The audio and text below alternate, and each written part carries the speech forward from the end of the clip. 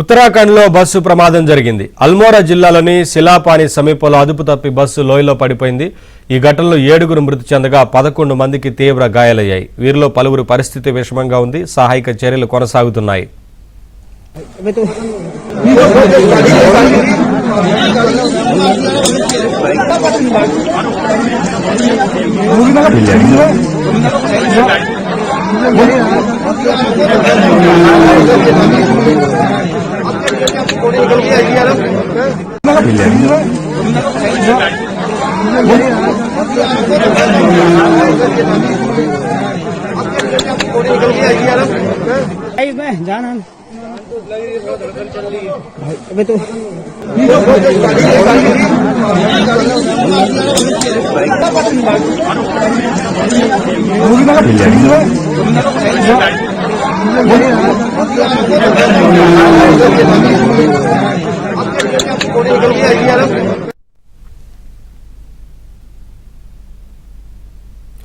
ఉత్తరాఖండ్ లో బస్సు ప్రమాదం జరిగింది. అల్మోరా జిల్లాలోని శిలాపాని సమీపంలో అదుపు తప్పి బస్సు లోయలో పడిపోయింది. ఈ ఘటనలో 7 మృతి చెందగా 11 మందికి తీవ్ర గాయాలయ్యాయి. వీరిలో పలువురు పరిస్థితి విషమంగా ఉంది. సహాయక చర్యలు కొనసాగుతున్నాయి.